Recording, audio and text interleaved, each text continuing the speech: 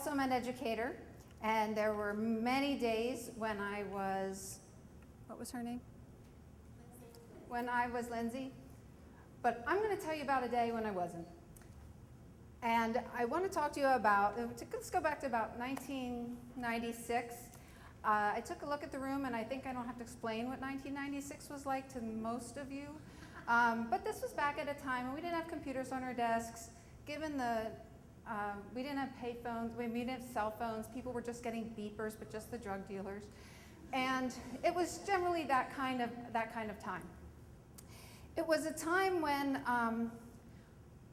students were still, you were still allowed to call, I don't know when I say allowed to call, but people still called the kids that had difficulty learning, the weird kid, the dumb kid, the lazy kid, and the crazy kid. So we were just tipping over into understanding that kids had reasons that they had learning issues. We weren't as far back as Welcome Back, Kotter, but we weren't as far as we are now either. So I choose to call these particular students reluctant learners. And I had my first group of reluctant learners. There were 30 of them. I had them 7th period of the day. And I was fairly young.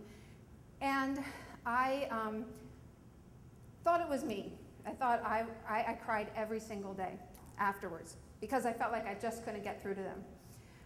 Now looking back on it, I think it's kind of funny because at some point I learned that you just say sit and then they do. But these kids would come in every day. They'd been together all day and they weren't really all about learning, and at this point they were pretty tired of it. And I looked at them every day and I said, these kids have mothers that love them, and I will treat them the way their mothers want them to be treated, and if they don't have mothers that love them, I will still treat them that way because they need it even more. But it was really hard because in that group I had a couple of instigators.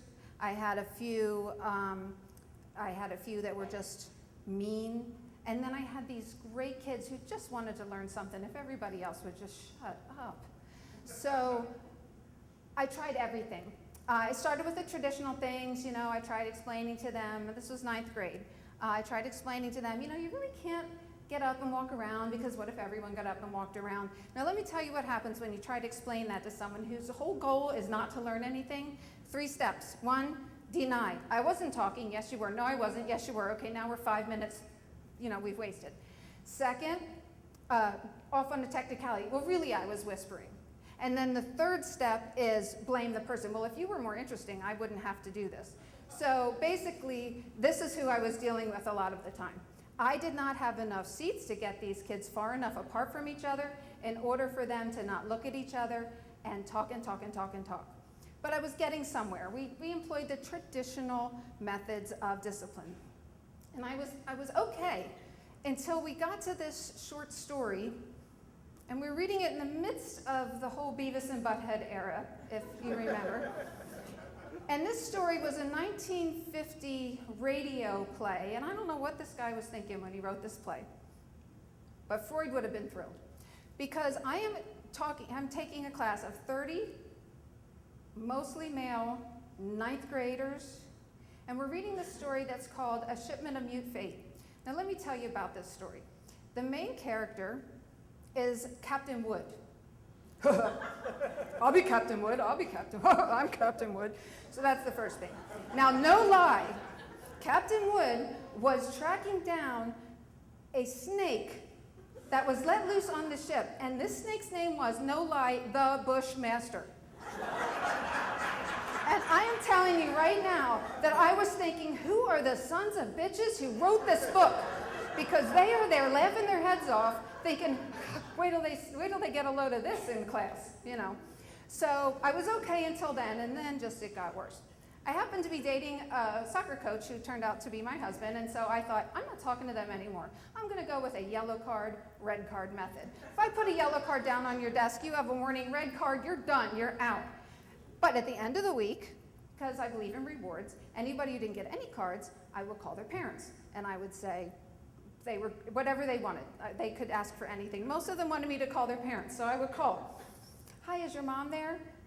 Yeah, Mom, pick up the effing phone. My teacher's on the line. So I would say, hi, I just wanted to tell you how delightful your son was this week in class.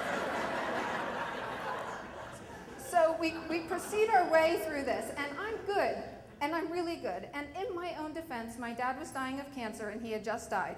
But I got to 3 days to the last day of school. And I was doing these lessons that we had to do about what it would be like to be at work.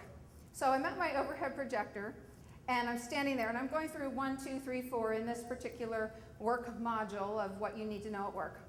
And they're talking and talking and talking, and I can feel it. It's coming, I can feel it coming up in me, and I just got really quiet for a minute, and I'm like, they did not even notice that I stopped talking. So I feel it, and all of a sudden, and I'm not proud of this, but this is what happened. I said, shut up! Shut up, shut up, shut up, shut up, shut up! Here's what's gonna happen.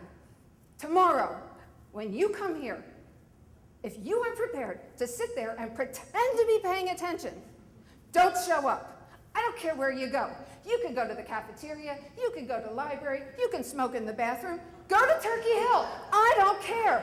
Don't come here. I don't want to see you. Now, back to how you handle stress in the workplace.